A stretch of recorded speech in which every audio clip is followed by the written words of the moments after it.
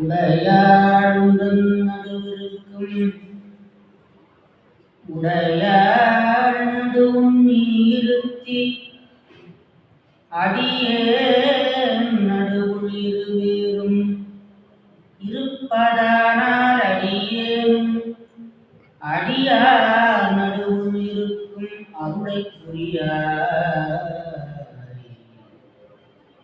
உன்னம்பலத்து M முடியா முதலே என் கருத்து முடியும் வண்ணம் முன்னின்றே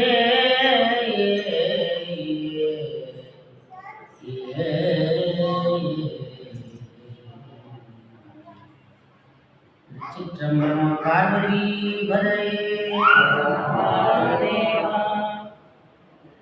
அரும்படிவாகிய அம்பலவானுடைய பெருங்கருணையினாலே இன்று பெரிய புராண விரிவுரை என்கிற ஞான குஷியிலே எரிபத்த நாயனாருடைய வரலாறு பற்றி பேசுவதற்கு மேற்கொள்கின்றேன்.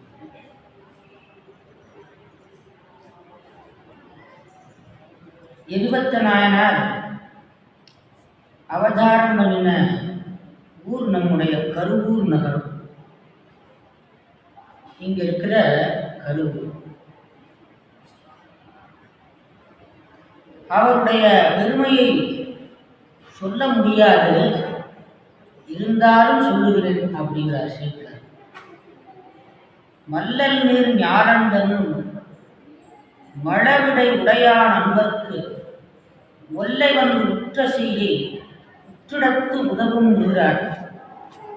எல்லையில் புகழின் மிக்க எரிபத்த பெருமை எம்மால் சொல்லலாம் படித்தன்றேனும் ஆசையால் சொல்லலுற்றேன் அப்படிங்கிறார். எரிபத்தருடைய பெருமையை என்னுடைய சிற்றறிவினாலே சொல்ல முடியாது, இருந்தாலும் ஒரு ஆசையினாலே சொல்லுகிறேன் அப்படிங்கிறார். நல்ல விஷயங்களிலே ஆசை இருக்கலாம். மாணிக்க வாசகர் ஆசை 10ன்னு பாடிக்கிறார், துணிஞ்சு பாடிக்கிறார். ஆசை 10, ஆசைப்பட்டேன்னு சொல்றார். அடியார் கூட்டம் காண ஆசைப்பட்டேன், ஆவா என்ன ஆசைப்பட்டேன் என்று ஆசை 10 என்று பாடுகிறார். ஆசை எதில் இருக்க வேண்டும் என்றால் சிவபுண்ணியம் செய்வதிலே ஆசை இருக்க வேண்டும், சிவ நூல்களை படிப்பதிலே ஆசை இருக்க வேண்டும், படிக்கிறதுல ஆசை இருக்கு. அப்படி நாயனாருடைய வரலாற்றை சொல்வதற்கு எனக்கு ஆசை, அதனாலே சொல்லுகிறேன் அப்படின்றார். ஆசை பற்றி அறையலுற்றேன் அப்படின்பார் கம்பர்.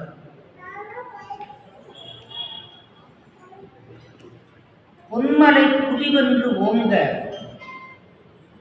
புதுமலை இடித்து போற்று அன்னறி வழியேயாக அயல்வழி அடைத்த சோழன் மன்னிய அனவாயன் சீர் மரபின்மா நகரமாகும் துன்னடும் கருவூர் என்னும் சுடர்மணி மாடமன்று. அனபாய சக்கரவர்த்தி அவனுடைய அந்த முன்னோர்கள் சோழ மன்னர்கள் இமயமலையில் சென்று புலிக்கொடியை நிலைநாட்டியவர்கள், இமாலயம் வரை சென்று வெற்றி கொடியை நாட்டியவர்கள். அப்படிப்பட்ட சோழ வம்சத்திலே வந்த அனபாய சக்கரவர்த்தியினுடைய நகரம். அனபாயன் என்பவர் தான் பெரிய புராணம் பாடுவதற்கு ஏற்பாடு செய்தவன், உதவி செய்தவன் என்று சொல்லுவான். அப்படி அந்த அனபாய சக்கரவர்த்தி 2ஆம் குலோத்துங்கன் என்றும் சொல்லப்படுவான். அந்த மன்னன் தான் பெரிய புராணம் பாடுவதற்கு காரணமாக இருந்தவன். அதனால அடிக்கடி நினைவுபடுத்துவார், அனபாய சக்கரவர்த்தியை நினைவுபடுத்துவார். அந்த சோழ மன்னர்களுக்கு ராஜதானியாக இருப்பது இந்த கருவூர். சோழர்களுக்கு ராஜதானியாக இருந்த நகரம் கருவூர். அந்த கருவூரானது பசுபதீஸ்வரர், அங்க இருக்கிற சுவாமிக்கு பசுபதீஸ்வரர் என்பது. பசுபதி என்றால் உயிர்களுக்கெல்லாம் தலைவன், பசு என்றால் உயிர், பதி என்றால் தலைவன். உயிர்களுக்கு தலைவன் யார் என்றால் சிவபெருமான். அதனால சிவனுக்கு பசுபதி என்று ஒரு பேர், பசுபதீஸ்வரர். அதுக்கு மேலே காமதேவன் அங்கே பூஜை பண்ணியிருக்கு கருவூரில். அதனால பசுபதீஸ்வரர் என்று சுவாமிக்கு பேர்.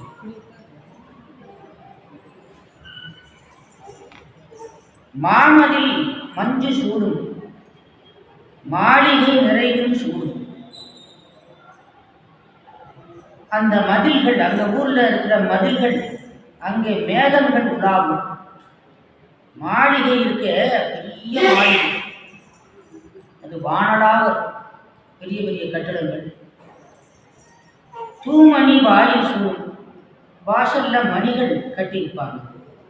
சோலையில் வாசம் சூடும், சோலைகளிலே கமகமனு வாசம், பூக்கள் மனம் வீசும். தேமலர் அழகும் சூடும், அங்கே இருக்கிற பெண்கள் எல்லாம் தலையில நிறைய மனம் பொருந்திய பூக்கள் சூடியிருப்பாங்க. மல்லிகை, முல்லை, இது மாதிரியான பூக்கள் சூடி கமகமம். சில மதி தெருவில் சூடும், சில சந்திரன்கள் தெருவில் நடந்து போகும். அப்படின்னா என்ன? அதாவது சந்திரன் போன்ற நெற்றியுடைய பெண்கள் அப்படி நடந்து தெருவில் போவாங்க. அதை சொல்றார், சில மதி தெருவில் சூடும். தாமகுண்டு அமரர் சூடும், சதமகன் நகரம் தாழ. தேவர்கள் எல்லாம் அங்கே வந்து உலாவுவார்கள். இந்திரனுடைய நகரம் தோற்று போகுமா, அந்த அளவுக்கு சிறப்புடைய நகரம் தரும். கடகரி துறையிலாடும், கனிமொழி புறவிலாடும். துறைகளிலே யானை நீராடும், நீர்த்துறையிலே. சோலைகளிலே மயில்கள் ஆடும். அடர்மணி அரங்கிலாடும், நவரத்னங்கள் சூழப்பட்ட அரங்குகள். அறிவயல் குழல் வந்து ஆடும். கூந்தலிலே மலர் இருக்கும், மலர்ல வண்டுகள் ஆடும் பாடும். கடற்கொடி மருங்கில் ஆடும், பயில் கொடி கதிர் மீது ஆடும். தடநெடும் குடி கொண்டாடும், தனிநகர் வடமையிடார். தெருவிலே நல்ல ஒளி பொருந்திய ஒடிகள் இருக்கும். அப்படிப்பட்ட வடம் பொருந்திய ஊர் கருவூர். அங்கே இருக்கிற சுவாமிக்கு ஆநிலை அப்பர் இருந்தது. ஆநிலை அப்பர் மன்னிய சிறப்பில் மிக்க வடநகர் அதனில் மல்கும். பொன்னியல் பூசை சூழ்ந்து சுரர்களும் போற்றும் தொப்பால் துண்ணிய அன்பில் மிக்க தொண்டதன் சிந்தை நீங்கா அந்நிலை அரணால் வாழ்வது ஆநிலை என்னும் கோயில். பொருள் திரு மறைகள் தந்த புனிதரை இனிதற் கோயில் மறுமுறை மாற்று ஆற்றால் வழிபடு தொழிலராகி உருக்கடு ஒதுங்கு கண்டற்கு இறையவர்க்கு உரிமை பூண்டார்க்கு அருப்பெரும் தொண்டு செய்வார் அவர் எரிபத்தர் ஆவார். அந்த பெருமை பொருந்திய கருவூர் நகரம் ரொம்ப பழமையான ஊர். பிரம்மாவெல்லாம் பூஜை பண்ணியிருக்கார். கருவூர் வந்து மிக பழமையான நகரம், தேவார பாடல் பெற்ற ஒரு நகரம் கருவூர். அந்த கருவூர்ல தான் முசுகுந்த சக்கரவர்த்தி அரசாட்சி பண்ணியிருக்கிறார்.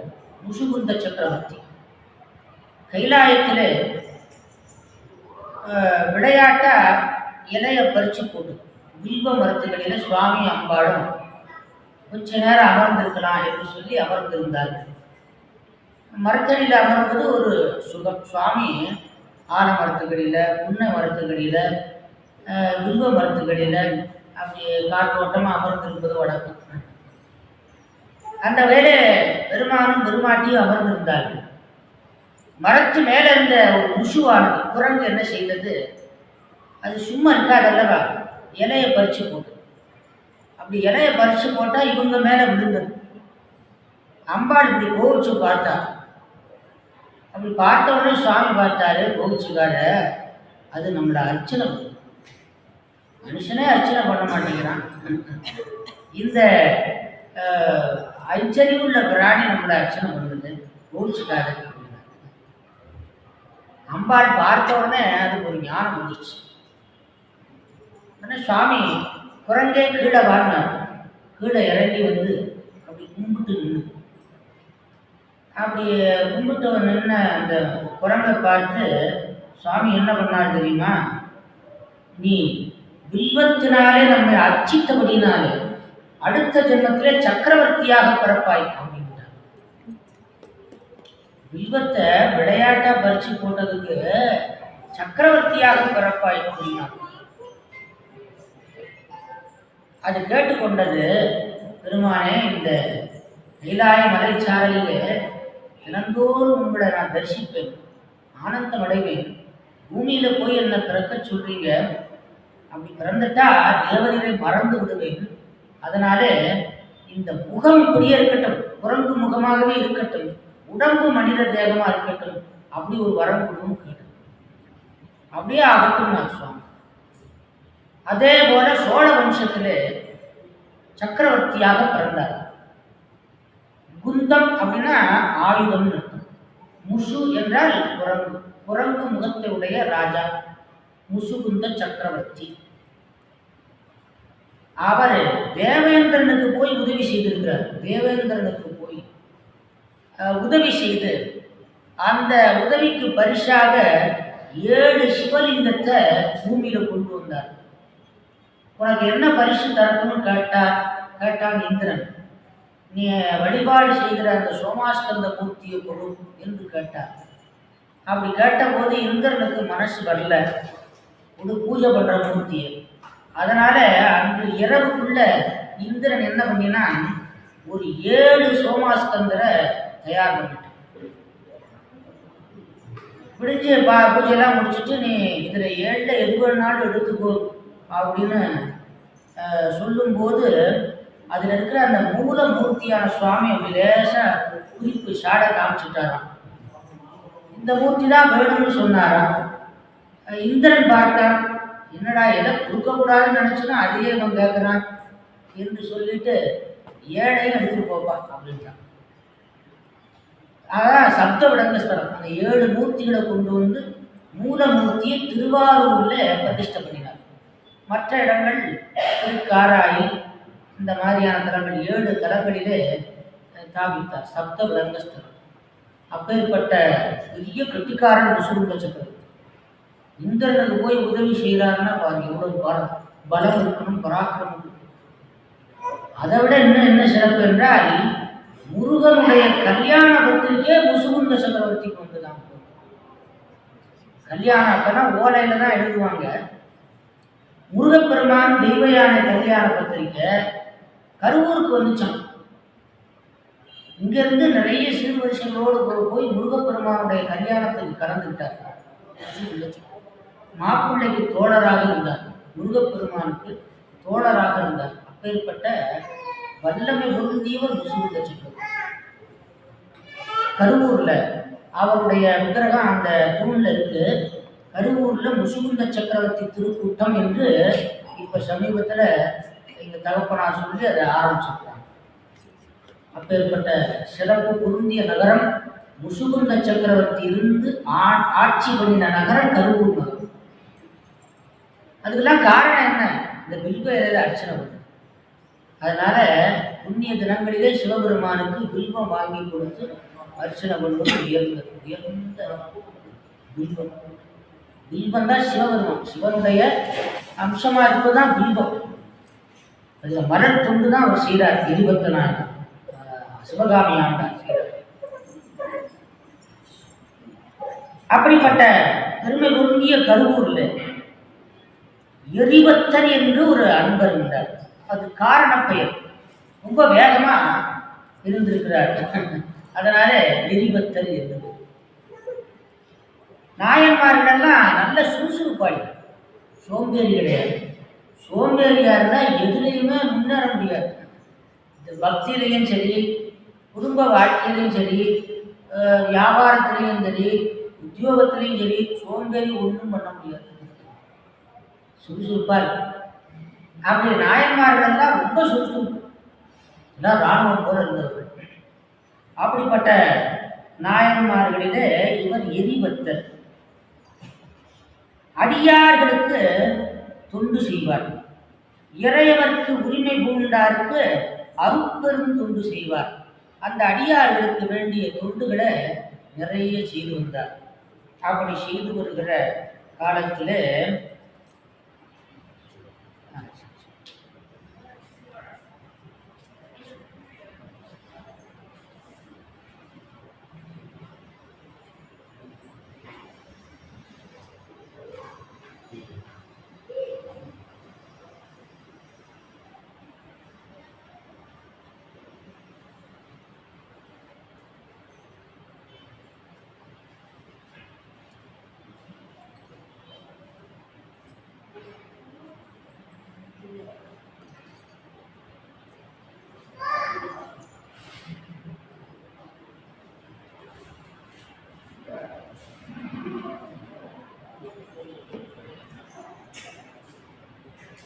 மழை வளர் உலகில் எங்கும் மன்னிய சைவம் ஓங்க அடலது சடையான் அன்பர்க்கு அடாதன அடுத்த போது முளையறி என்ன தோன்றி முரண்கட எரிந்து தீர்க்கும் பழமறை பரசும் தூய பரசு முன் எடுக்க பெற்றார். சிவனடியார்களுக்கு பாதபூஷை பண்ணுவாரு, வேண்டிய பொருள்களை கொடுப்பாரு, தொண்டுகள் நிறைய செய்வாரு. அடியார்களுக்கு தொண்டு செய்கின்ற ஒரு பண்பு. அதுக்கு மேல அந்த அடியார்களுக்கு ஏதாவது இடையூறு நேர்ந்தால் இவர் சிங்கம் போல புறப்பட்டு போய் அந்த இடையூற்றை நீக்குவார்.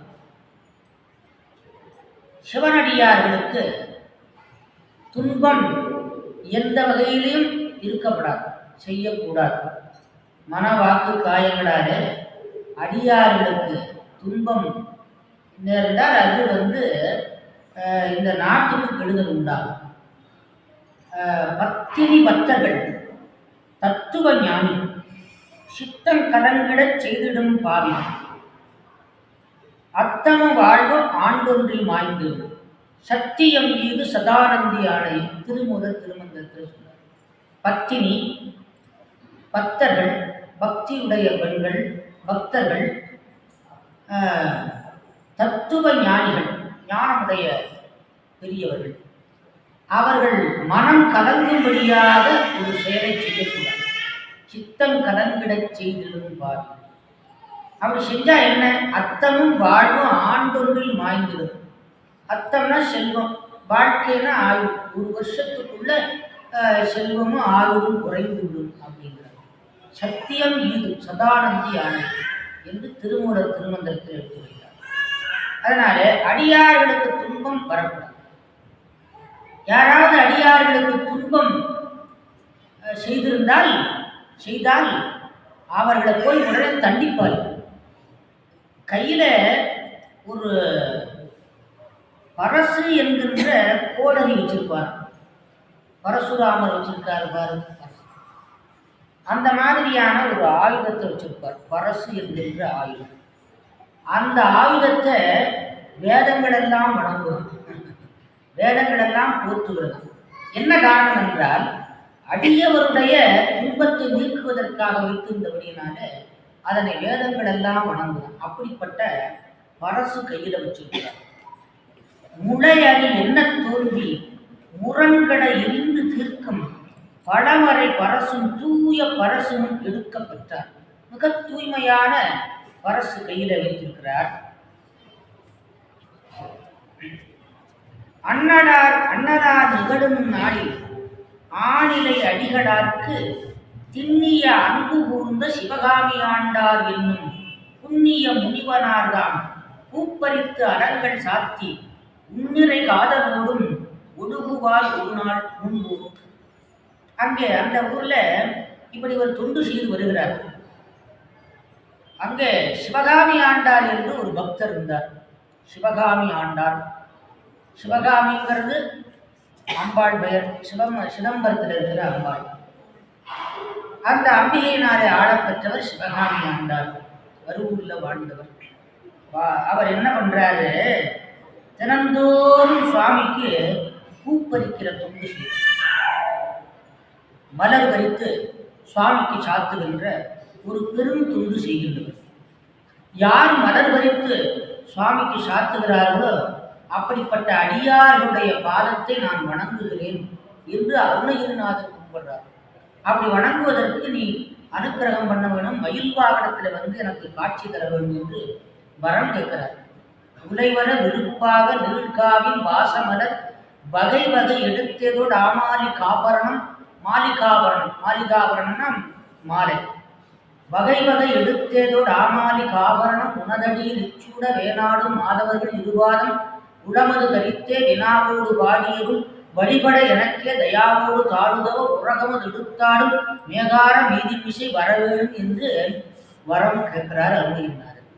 அதனாலே காலையில் எழுந்தவுடனே வேதத்தை ஓரளவு தூய்மை செய்து கொண்டு சுவாமிக்கு மலர் பறித்து சாப்பிடும். அது முக்கியமான, ரொம்ப முக்கியமானது. எல்லாம் கொடுத்த சுவாமிக்கு நாம் ஒரு மலர் எடுத்து சுவாமி முன்பு இட்டு ஒரு தோத்திரம் சொல்லுவோம். அதுதான் பூஜை. நீங்கள் பூஜை பண்ணால் ரொம்ப சிரமப்பட வேண்டியதில்லை. ₹1 செலவில்லாமல் பூஜை பண்ணலாம். ₹1 செலவு கிடையாது. காலையில் எழுந்து நீராட வேண்டியது, திருநீர் பூச வேண்டியது, தீபத்தை ஏற்ற வேண்டியது, பக்கத்தில் இருக்கிற செடி கொடிகள் இருக்கும், மலர்களை பறிக்க வேண்டியது, நந்தியாவட்டம், கொன்றை, செம்பருத்தி, அருகு, பில்வ, நொச்சி, தும்பை, இந்த மாதிரியான மலர்களை பறித்து, பச்சிலைகளை பறித்து அதை சுவாமிக்கு சிவசிவான்னு போட்டு சிவார்ப்பணம் போட்டு தெரிஞ்ச ஒரு தேவாரத்தை பாடினா அதான் பூஜை. சுருக்கமான பூஜை. இன்னும் விரிவு நிறைய இருக்கு. எல்லாரும் செய்யலாம் பூஜை. ஆணும் செய்யலாம், பெண்ணும் செய்யலாம், வயசானவங்களும் செய்யலாம், இளையவர்களும் செய்யலாம், படித்தவங்களும் செய்யலாம், படிக்காதவங்களும் செய்யலாம். எந்த ஒரு கட்டுப்பாடும் கிடையாது. சிவபெருமான் நமக்கு அப்பா, பார்வதி நமக்கு அம்மா. நீ கொடுத்த இந்த உபகாரத்துக்கு ஒரு நன்றி தெரிவிக்கிற சுவாமி. அவ்வளவுதான். புண்ணியம் செய்வாருக்கு பூ உண்டு நீர். இவ்வளவுதான். இதுல ஏதாவது இப்ப நான் சொன்னது எவ்வளவு நேரம்? ஒரு 10 நிமிஷத்துல செஞ்சு முடிச்சிடலாம். அதிகபட்சம் 10 நிமிஷம் ஆகும். மனசுதான் காரணம். மனசு வச்சா ரொம்ப சுலபமா செய்யும். இதை ஒரு பழக்கமா கொண்டு வந்துட்டா அது ரொம்ப ஆன்மாவுக்கு நிறைவு தரும். அதுதான் இந்த பிறவியில செய்ய வேண்டியது. புண்ணியம் செய்வார்க்கு பூ உண்டு நீர் உண்டு, அண்ணல் அது கண்டு அருஷையாருக்கு. இதை பார்த்து சுவாமி மகிழ்ச்சி அடைகிறாரா? பரவாயில்லையே, காலையில எழுந்து நம்மளை நினைக்கிறாரு, எவ்வளோ பேர் நினைக்காம இருக்க என்று அவர்கள் மகிழ்ச்சி அடைவாராம். அண்ணல் அது கண்டு அருஷையாருக்கு, அவங்களுக்கு வேண்டிய அருளை செய்வாராம். இது தெரியாம, இந்த ரகசியம் தெரியாமல் எண்ணிலி பாவிகள் எவ்வுற ஈசனை நன்னறியாமல் நடுவுகின்றாரே. இது தெரியாம நடுவுறாரே, பல பேர் நடுவி போறாங்க, அடாடா அப்படி வருத்தப்படுறாரு. அதனால ரொம்ப எளிமையான புண்ணியம். மலர் குறித்து சொன்னேன். முத்தனே முதல்வா முக்கனா முனிவா முட்டரா மலர் குறித்து இறைஞ்சி பத்தியாய் நினைந்து பரவுவார் நமக்கு பரகதி கொடுத்தரும் செய்யும் சித்தனை. முத்திய தருகின்றார். எதனால முத்திய தருகின்றார்?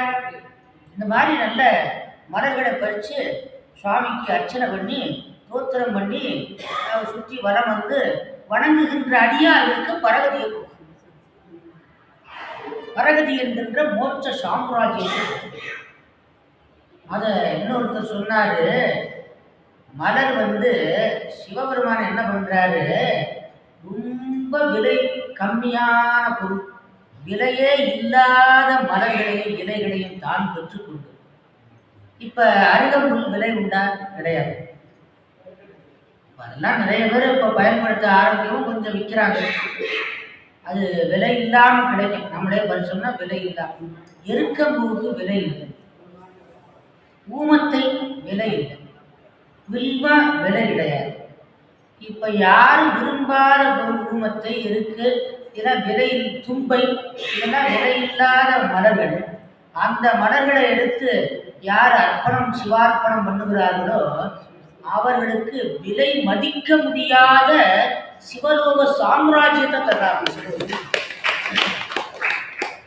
உன்மத்த பஞ்சகம் அப்படின்னு ஒரு நூல்ல அந்த புலவர் சொல்றார். அதனால விலையில்லாத சாதாரண பொருளை வாங்கி கொண்டு உயர்ந்த சாம்ராஜ்யத்தை தர்றார் சிவன். அத வேற எந்த வகையாலும் வாங்க முடியாது. அர்ச்சனை பண்ணுவதனாலே வாங்கலாம், முத்தியை வாங்கலாம். அப்படி நம்ம பழக்கத்துக்கு கொண்டு வரும் சிவ வழிபாட்டை, சிவ பூஷையை அப்படி பழக்கத்துக்கு கொண்டு வரும். இது சொல்லாததுதான் காரணம். இப்ப சொன்னா நீங்க செய்வீங்க. இப்ப ஒருத்தர் செய்யாதவங்க கூட என்ன பண்ணுவீங்க? நாளைக்கு செய்யணும். அதனால அதை செஞ்சுட்டு அப்புறம் நம்ம காரியத்தை பார்க்கணும். 24 மணி நேரத்துல ஒரு 1/4 மணி நேரம் அவ்வளவு. மற்ற 24 மணி நேரம் போச்சுன்னா ஒரு 23.75 மணி நேரம் நம்ம பயன்படுத்திக்கலாம். 1/4 மணி நேரம் சுவாமியை நினைப்பதற்கான அந்த 1/4 மணி நேரம் தான் நமக்கான நேரம். நல்ல ஞாபகம் சொல்லுவார். சுவாமியை நினைச்சு வழிபாடு பண்றோமே, அந்த 1/4 மணி நேரம் தான் நம்ம ஆன்மாவுக்காக செய்யற நேரம். மற்றதெல்லாம் ஊருக்கு உழைக்கிறது. யார் தவம் செய்கிறார்களோ அவங்கதான் தன்னுடைய வேலையை செய்யறான், மற்றதெல்லாம் அவன் அப்படின்ட்டார் வள்ளுவர். தவம் செய்வார் தங்கருமம் செய்வார். யார் தவம் செய்கின்றானோ அவன் தான் தன்னுடைய சொந்த வேலையை பார்க்கிறான், தன்னுடைய ஆன்மாவுக்கு வேண்டிய வேலை. மற்றெல்லாம் அவன் செய்வார் அப்படின்ட்டார் வள்ளுவர். ஆசை உட்பட்டு. அதனால இந்த வழிபாடானது நம்முடைய நாட்டில் நம்முடைய ஞானிகளாலே வகுக்கப்பட்ட திருமூலர், ஞான சம்பந்தர், திருநாவுக்கரசு நாயனார், மாணிக்க வாசகர் முதலான பழம்பெரிய ஞானிகளாலே வகுத்து காட்டப்பட்ட அற்புதமான ஒரு நெறி வழிபாடு, சிவ வழிபாடு.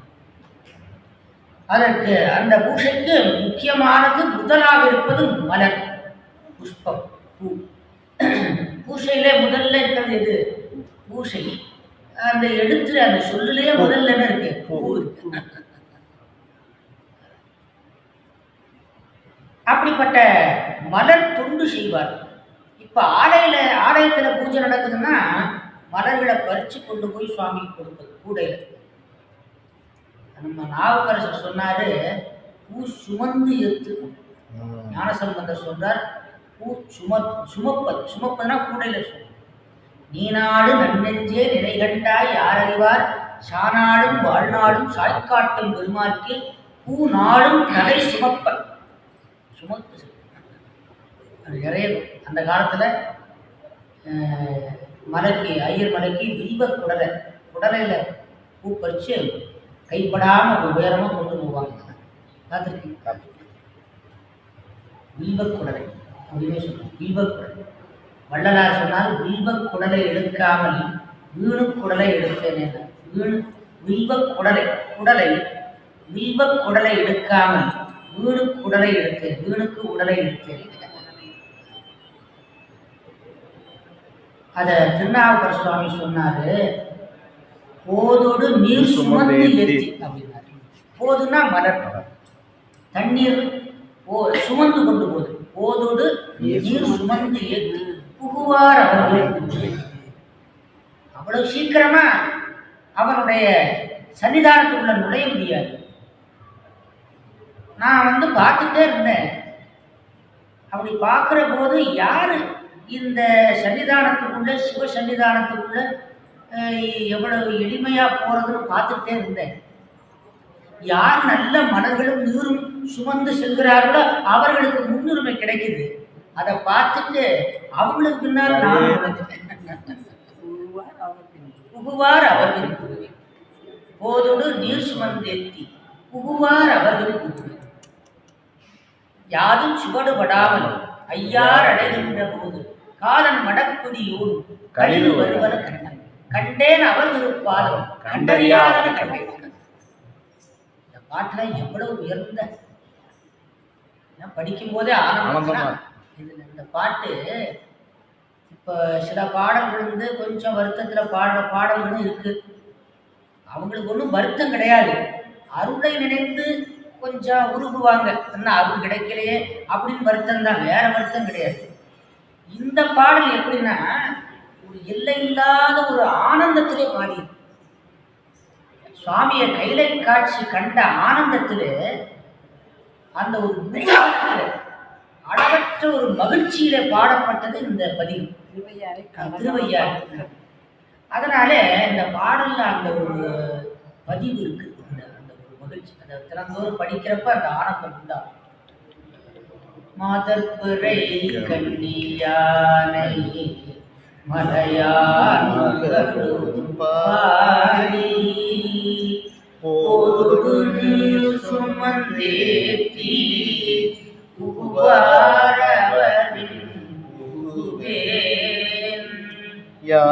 யாதும் சுவடு படாமல் ஐயாரடைகின்ற போது காதன் மடப்பிடியோடும்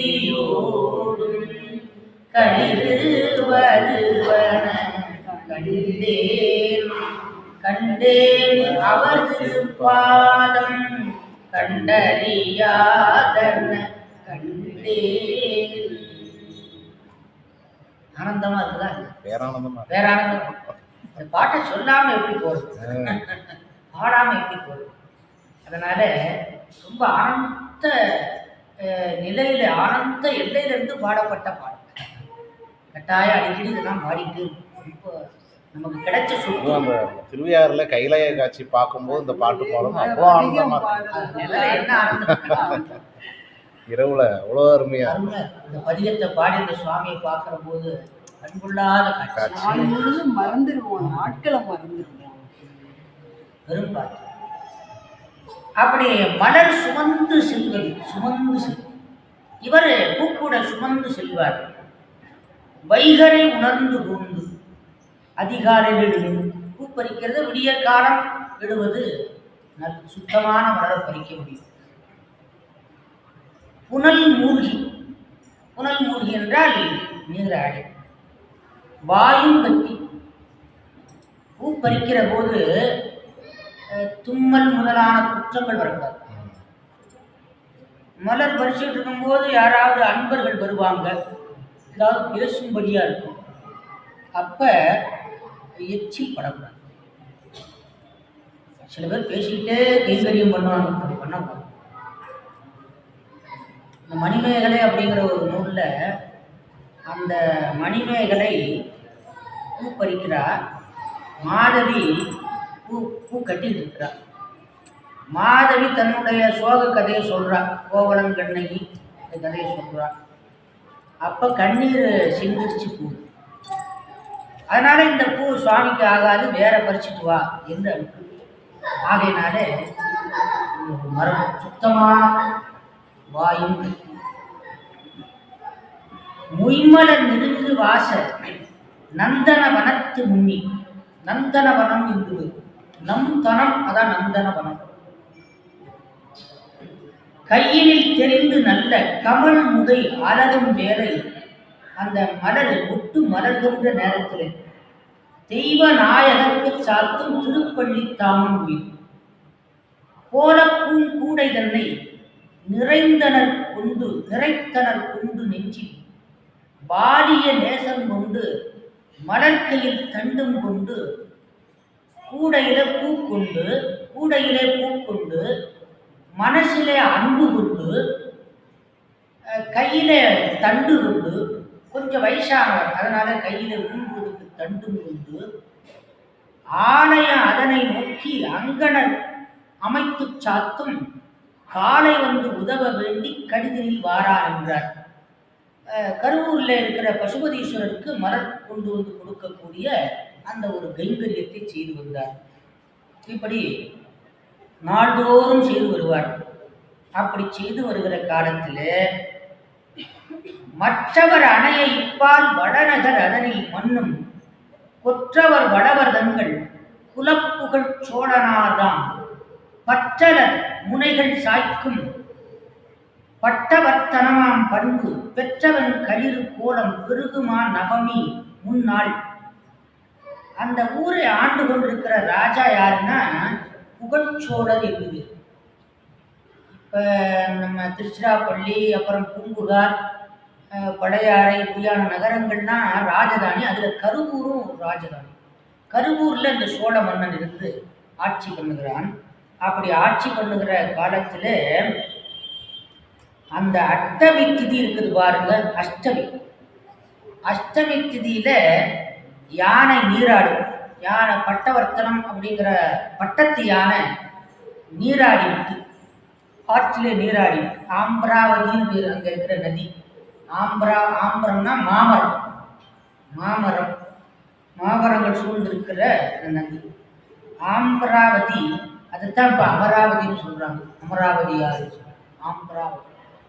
அந்த நதியினுடைய போக்கில நீராடிவிட்டு, தீரத்தில் நீராடிவிட்டு அந்த யானையை அலங்காரம் பண்ணி அழைத்து கொண்டு செல்வது வழக்கம். அப்படி அந்த யானையை அழைத்து கொண்டு செல்கிற போது மங்கள விழவு கொண்டு வருநதி துறை நீர் ஆடி. பொங்கிய களிப்பினோடும் பொலி மதம் சொல்லிய நின்றார். எங்கனு இரியல் போக எதிர்வரி காரல் ஓட துங்கமால் வரைபோல் தோன்றி துண்ணென அணைந்ததன்று. அந்த யானையானது மதம் கொண்ட யானை, அது மதநீர் சொல்லிய நல்ல பெரிய மலை போன்ற யானை, பட்டத்து யானை அல்லவா, அது தனிச்சிறப்பானது. அது அலங்காரம் பண்ண இந்த வேதியில போகுது. வென்றிமால் யானை தன்னை மேல் கொண்ட பாகரோடும் சென்றொரு தெருவில் முட்டி சிவகாமி ஆண்டார் சிவகாமி ஆர்வம் செல்ல வண்டனி தண்டில் தூங்கும் மலர்கள் பூக்கூடை தன்னை பின்னுடன் பறித்து சிந்த பிடித்துடன் பறித்து சிந்த தொடர்ந்து பின் ஓடிச் செல்லும். அப்படி செல்லுகிற போது, இந்த யானையானது செல்லுகிற போது சிவகாமி ஆண்டார் ஓரமாக சென்று கொண்டிருந்தார். இந்த யானை என்ன செய்தது, அப்படி அதுக்கு ஒரு குறும்பு, கூடையில் இருக்கிற அந்த பூவை துதிக்கையினால பறித்து சிந்திட்டு போயிடுச்சு. முக்கியமான பொருள், சுவாமிக்கு வச்சிருந்த மலரை சிந்தி, சுவாமிக்கு வச்சிருந்த பாலை தட்டி விட்டார்னு தானே சண்டேஸ்வரர் என்ன பண்ணினார், ஒரு கோல் எடுத்து அடிக்க போனார். அது மடுவா மாறிடுச்சு. மாடு மேய்க்கிற கோல் பக்கத்துல இருந்து அதை எடுத்து இப்படி ஓச்சினார். அது வாடாக மாறிவிட்டது. கால் துண்டிச்சு. சாமி காட்சி தந்தார். என் பொருட்டாக உன்னுடைய தந்தை இழந்தார். இனி அடுத்த தாதை நான் என்று சுந்தர சண்டேஸ்வரரை ஆட்கொண்டார். அப்படி இந்த முக்கியமான பொருள் பூசைக்கு உபயோகமாகக்கூடிய மலரை சிந்தித்தார். அதனால ரொம்ப வருத்தப்பட்டார். வருத்தப்பட்டு அந்த ஆணையை அடிக்கலாம்னு சொல்லி வேகமா ஓடினார். அப்படி ஓடினா பெரியவர் வயசான காலத்தில் ஓடும்போது தடிக்கும். அதனால மிகுந்த வருத்தம் அடைந்து தப்பினர் விழுந்து கையால் தரை அடித்து எழுந்து, அடடா என்னுடைய மலர் போச்சே, சுவாமிக்கு கொண்டு வந்த மலர் வீணாக போய்விட்டதே, என்ன செய்வேன் சங்கரா பரமேஸ்வரா என்று அலறினார், புலம்பினார், கதறினார். கடியானையின் உரியாய் சிவதா எளியார் வலியாம் இறைவா சிவதா அடியார் அடியார் அறிவே சிவதா தெளிவார் அமுதே சிவதா சிவதா ஆறும் மதியும் அடியும் சடைமேல் ஏறும் மலரை கரி சிந்துவதே. பெருமானுக்கு வைத்திருந்த மலரை இந்த யானை சிந்தலாமா? வேறும் நினைவார் புறம் எந்தவிய சிறுஞ்சிலையாய் சிவதா சிவதா தஞ்சே சரணம் புகுதும் தமியோர் நெஞ்சே துயரம் கெடனே தொடரும் மஞ்சே எனவு மரரிக்கிறை செஞ்சேவடியாய் சிவதா சிவதா நெடியோ நரியார் நெறியார் அறியும் படியால் அடிமை பணி செய்தொடுகும் அடியார்களில் நான் ஆராகணைவார் முடியா முதலே எனவே முடிய சிவதா சிவதா சிவதா சிவதா சிவதா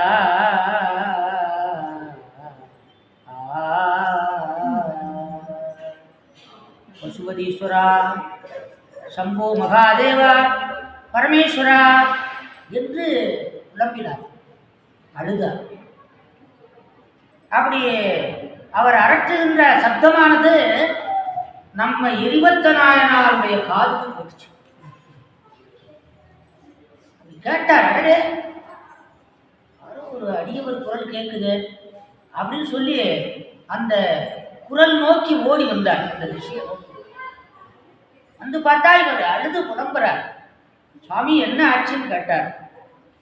என்றவர் உரைத்த மாற்றம் எரிவத்தர் எதிரே வாரா நின்றவர் கேளா மூடும் நெருப்புயிர்த்து அடர்ந்து பொங்கி மன்றவர் அடியார்க்கு என்று வழிப்பகை களிரே அன்போ கொன்றது விற்பன் என்று கொலை மடு எடுத்து வந்தார் வந்தவர் அழைத்த தொண்டர் தமை கண்டு வணங்கி உம்மை இந்தவர் இடும்பை செய்த யானையில் உற்றது என்ன எந்தையார் சாத்தும் பூவை என் கையில் பறித்து மண்ணில் சிந்தி முன் பிழைத்து போவா என்றது திருவே என்றார். அவர் புரிந்து கொண்டார், இந்த யானையை துரத்தி சென்றேன், அதனாலே கீழே விழுந்து விட்டேன். அடியார்களுக்கெல்லாம் பகையா இருப்பது இந்த யானை தானே.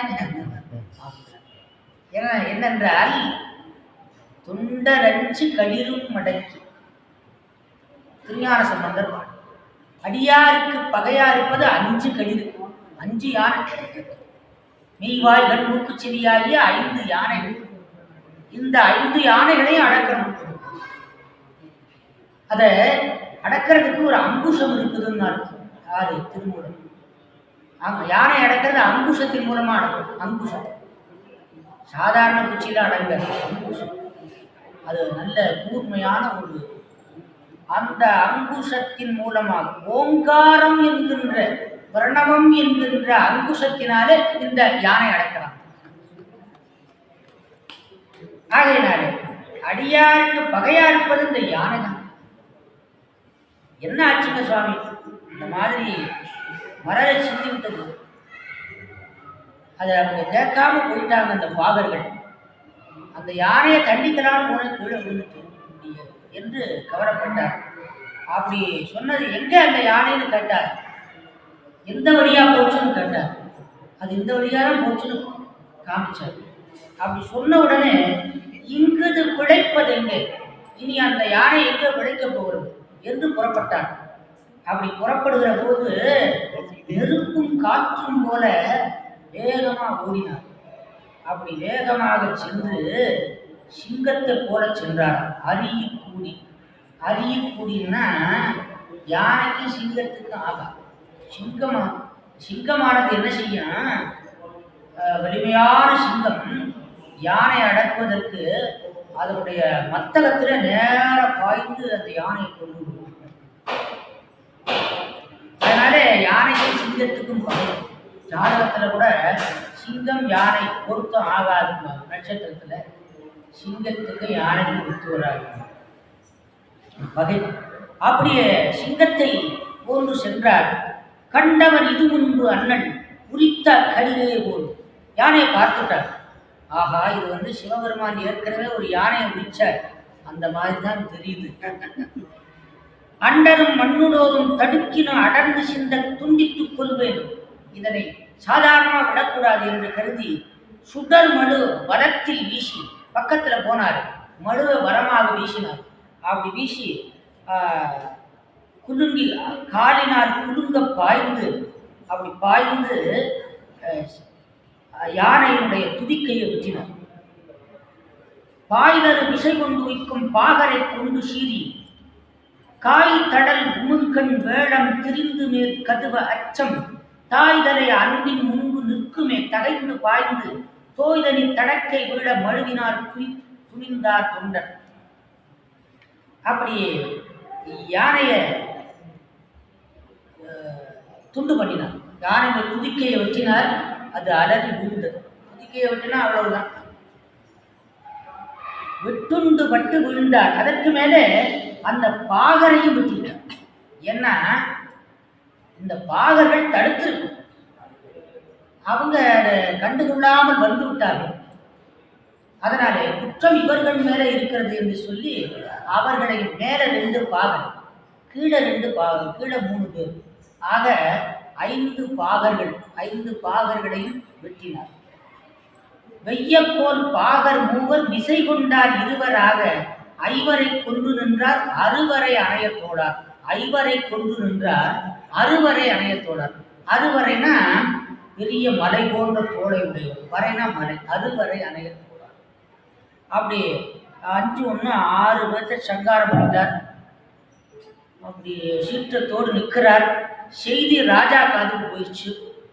ஏன்னா சாதாரண ஒரு யானை அல்ல, அது பட்டத்து யானை. அங்க போன உடனே ராஜா என்ன பண்ணினான், யாரோ பகை மன்னன் வந்து இந்த மாதிரி காரியத்தை பண்ணியிருக்கிறான், அதனால உடனே சென்றாக உணர்ந்து அவர் ரத்த கட்ச துறக்க சேனாதிபதியோட வந்துட்டான். ஏன்னா நேரா எதிர்த்து வருகின்றவர்கள் பகை மன்னர்கள் தான் இப்படி வந்து பட்டத்து யானையை கொல்ல முடியும் என்று கருதி அவன் யுத்தத்துக்கு தயாரா வர்றான். யாருன்னா புகழ்ச்சோழர். அவர் ஒரு நாயனாராக வரக்கூடியவர். புகழ்ச்சோழர் அவர் நாயனாராக வரக்கூடிய தகுதி பெற்றவர், பெரிய சிவபக்தர். அந்த மன்னர் வருகிறார். அப்படி வருகிற போது படைகள் ஏராளம், துடி முழங்க, வாத்தியங்கள் முழங்க, சின்னம் முழங்க, பதாகை தூப்ப, எந்திர தேரும் மாவும் ரத கச்ச துறக்க சேனைகளோடு அப்படி மன்னவன் தேர்ல ஏறி வருகிறான். தேர்ல ஏறி யுத்தத்துக்கு தயாராக வருகிறான். ஆடும் வில்லோடு வேல் வாழ் தண்டு பிண்டி பாடங்கள் நிற்க, வல்லெடு முரசம் நேமி மடு கடுக்கடை முன்னான பல்படை கலங்கள் ஏந்தி பைங்கடல் வரிந்த வன்கள் எல்லையில் படைஞர் பொற்புற்று எழுந்தனர் எங்கும் எங்கும். அந்த படை வீரர்கள் அப்படி காற்று அப்படி பம்பரம் போல சுடர்ந்து வருகிறார்கள். அப்படிப்பட்ட வீரர்கள் சங்கொடு தாரை காலம் தளங்குடி முழங்கு வேரி வெங்குதல் பம்பை கண்டை பியன் துடி திமிலை தட்டி பொங்கொலி சின்னம் எல்லாம் பொறுபடை மிடைந்த பொற்பில் மங்குல்வான் கிளர்ச்சி நான் மருங்கு எழுந்து இயம்பி வந்த. அந்த காலத்து வழக்கப்படி இந்த வாத்தியங்கள் எல்லாம் முழங்க, படை முழங்க அப்படி வந்து கொண்டிருக்கிறான். படைக்களத்து அந்த இடத்துக்கு வந்து விட்டான் மன்னவன். அப்படி வந்த மன்னவன் கடல் போல பெரும்படையா வந்து நின்னா, இங்க ஒருத்தரிங்க ஒரே ஒரு ஆள் மாத்திரம் நிற்கிறார்.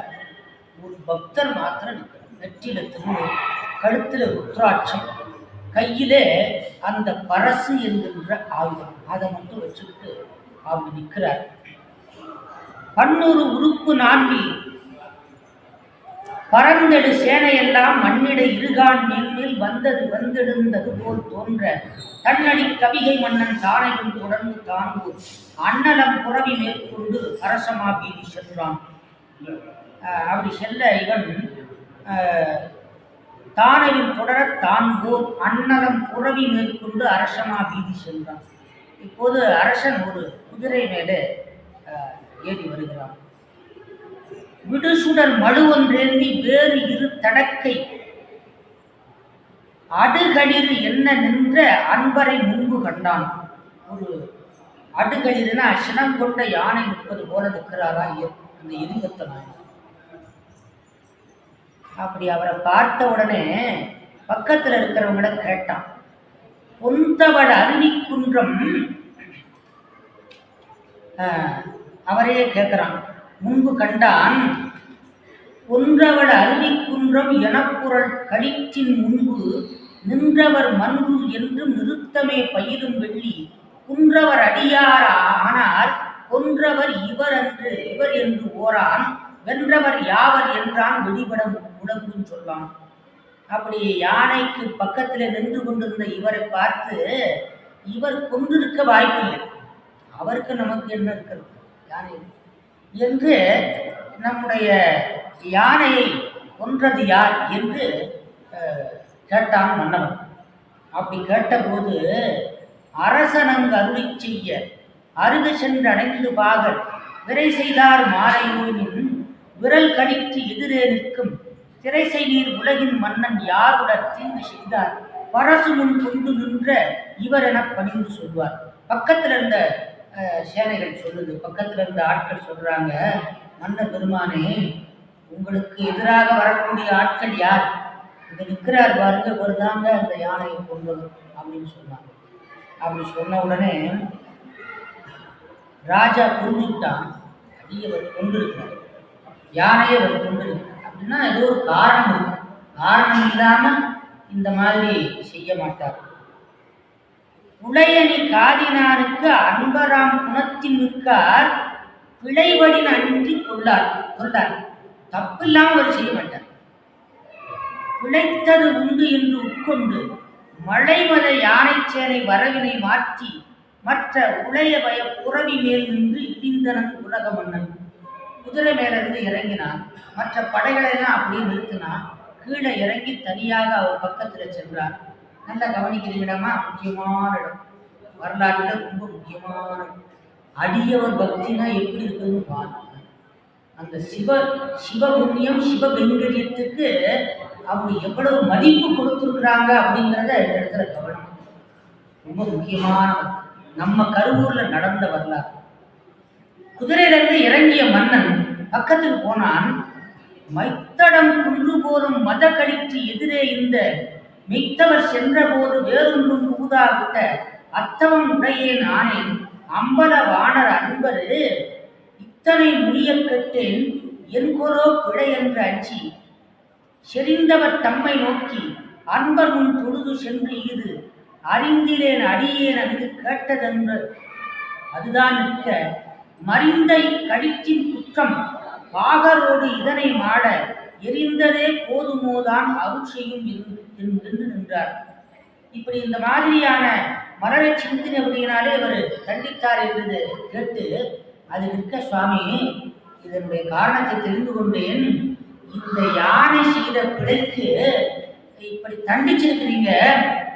யானை செய்த பிழைக்கு, பாகர்கள் செய்த பிழைக்கு இவர்களை தண்டித்தது போதாது, இன்னும் என்ன செய்ய வேணும் என்று கேட்டார். இருந்ததே போதுமோதான் அருள் செய்யும் என்று நின்றார். மன்னவன் தன்னை நோக்கி வானவர் ஈசர் நேசர் சென்னியில் துங்க வேளம் சிவகாமி ஆண்டார் பொழுது வண்ணகா வர்ணச்சாத்த கொடுவரும் பள்ளித்தாமும் தன்னையும் பறித்து சிந்த தரைபட துடித்து கொடுத்தேன். அப்படியே யான் செய்ய வேண்டிய பணி என்ன என்று கேட்டபோது அவர் சொன்னாரு, சிவகாமி ஆண்டாருடைய மலரை பறித்து சிந்தினபடியினாலே நான் இப்படி செய்தேன் என்று காரணத்தை சொன்னார் திருபத்தர். அப்படி சொன்னபோது, அடாடா அப்படிப்பட்ட ஒரு பெரிய தீங்கு செய்ததற்கு இந்த தண்டனை பத்தாது, அதனாலே என்னையும் நீங்கள் கொள்ள வேணும் என்று அவர் வாழை எடுத்து கொண்டிருக்கிறார். மாதங்கன் தீங்கு செய்ய வருவதற்கு காரணம் நீதங்கு கடவாவாரும் விலக்கிடாது விரிந்து விட்டார். இந்த பாகர்களும் அதனை கண்டுகொள்ளாமல் சென்று விட்டார்கள், அதனால் அவர்களையும் கொன்றேன் என்றார். அடாடா, இந்த ஒரு பாதகத்திற்கு, ஏனென்றால் இப்படி ஒரு பாதகத்துக்கு விட்டுட்டோம்னா அடுத்து அது பல ஜென்மத்துக்கு அந்த பாவம் போடும். சிவபூஷைக்கு கொண்டு போன மலரை சிந்தின பாவம் அரசனுக்கு தொடர்ந்து வருது. அதனாலே அவரை வணங்கி அந்த பாதகத்துக்கு நீங்க தண்டிச்சது பத்தா, என்னையும் கொள்ளவில்லை, மூல காரணம் நான் தான் என்று உடைவாடை உருவி அவர் கையிலே வீட்டினார். யாரு? மன்னன். மன்னன் புகழ்ச்சோழன். அப்படி நீட்டின போது என்ன சொல்றார் ராஜா, நீ அவரும் கையில வாழ் வச்சிருக்கிறார், அதுல கொல்ல வேணும் தானே, அப்படிதானே? அப்படி சொல்லாம இந்த இடத்துல ஒன்று சொல்றாரு, நீங்க கையில வச்சிருக்கிறது மங்கள வாழ், வேதங்களே போற்றுகின்ற மங்கள வாழ், அடியவருக்கு இடையூறு அடுக்க, அந்த வாழினாலே தண்டிப்பதற்கு எனக்கு தகுதி பத்தாது, அதனாலே இந்த வாழினாலே விட்டு என்று கொடுப்பார். அப்படி சொன்ன போது இவருக்கு உள்ள உருகியது. இப்படிப்பட்ட ஒரு பக்தர், மிகுந்த சிவபக்தரா இருக்கிறார் இந்த மன்னவன், அதனாலே வாழை வாங்கிதான் ஆகணும், வாங்காம விட்டா இவர் ஏதாவது பண்ணிக்குவார் என்று சொல்லி வாழை வாங்கினார். வாழை வாங்கிட்டு அப்படி எரிபக்தர் வாழை வாங்கிட்டார். நல்லா கவனமா கேளுங்க, இது கொஞ்சம் இக்கட்டான இடம். வாழை அவர் வாங்கிட்டார், நாயனா கையில வாங்கி இவர் குனிஞ்சு நிற்கிறார். என்னையும் சங்காரம் பண்ணுவோம், எந்த ராஜாவும் இப்படி இருப்பான், என்னையா கூப்பிட சொன்னா 100 தடவை போய் பறிச்சுக்க வேண்டியதானே, அதாவது கடையில் ஒரு 10 ரூபா கொடுத்தா பூ தர போகிறான், இது போய் யானையை கொண்டுருக்கீங்க, அது இல்லாமல் பாகர்களை கொள்ளும், அப்படிதானே கேட்பான். ஆமாம். இந்த இடத்துல என்ன பண்ணிட்டாரு அவன் மன்னவன், என்னையும் அப்போது நாயனார் பார்த்தார், அடாடா இவ்வளவு பக்தர்களுக்கு நாம இடையூறு செய்து விட்டோமே என்று சொல்லி தன்னுடைய கழுத்தை அறிய போனார். யாரு? அங்க இருக்குது சிவபக்தி. அதனால நம்ம இவ்வளவு நாள் அடியார்களுக்கு துன்பம் வராம பார்த்துக்கிட்டோம், இப்போ ஒரு துன்பம் வந்திருக்கு என்று சொல்லி தன்னுடைய கழுத்தை அறிய போனாரு. இவர் குனிந்து நின்றவர் பார்த்தாரு, அடடே அப்படின்னு வாழை இவர் பிடிச்சாரு. அவர் பற்ற அந்த நேரத்துல ஒன்றும் பண்ண முடியல, அவரும் விடமாட்டேங்கிறார். சுவாமி அசரீரியா சொன்னார், அன்பர்களே இது நம்முடைய அருளாலே நடந்தது, விட்டு விடுங்க அப்படின்னார். அப்படி சொன்ன உடனே இது நம்முடைய திருவிளையாடு, அருளினாலே நடந்தது இந்த நிகழ்ச்சி. அந்த யானையை தூண்டி விட்டது யாரு? அவர் தான். அது வாட்ட போயிருக்கும், யானையை தூண்டிவிட்டார். அதனால நம்முடைய அருளினாலே நிகழ்ந்தது, நீங்கள் விட்டு விடுங்கள் என்று சொன்ன போது அந்த யானை உடனே எழுந்துச்சு. இறந்து போன பாகர்கள் எழுந்து விட்டார்கள். அப்போது சிவகாமி ஆண்டாருடைய உடலையில பூவும் நிறைந்து விட்டது. தேவர்கள் மலர் மழை பொழிந்தார்கள். வாழை கீழே போட்டுட்டு இருவரும் கட்டி தழுவினார்கள். அரசர் மகிழ்ச்சி அடைந்து நாயனார் மீது இவ்வளவு பெரிய சிவத்துண்டு புரிகின்ற நாயனார் என்று அவரை யானை மேல அழைத்து கொண்டு போய் அரண்மனையில வேண்டிய சிறப்புகளை எல்லாம் செய்தான் அந்த புகழ்ச்சோழன். தொழுந்தகை அன்பின்னிக்கீர் தொண்டினை மண்மேல் காட்ட செழுந்திரு மலரை இன்று சிறக்கரி சிந்த திங்கள் கொழுந்தடி வேலி கூத்தர் அருளினால் கூடிற்று என்றென்று எழுந்தது பாகரோடும் யானையும் எழுந்ததென்றே. அரசன் அழைத்து கொண்டு போய் வேண்டிய சிறப்புகளை எல்லாம் செய்து அவரை வழிபாடு செய்தான். அதற்கு மேலே வரம் வந்தான் அந்த புகழ்ச்சோழ நாயனார். அதுக்கப்புறம் அவர் ஒரு நாயனாராக வருகின்றார். அவருடைய வரலாறு எப்படி? அவருடைய வரலாறு பாதி வந்துருச்சு, மீதி வரலாற்றை அவருடைய வரலாற்றை தனியாக சேர்க்கிறார் சொல்லுகிறார்.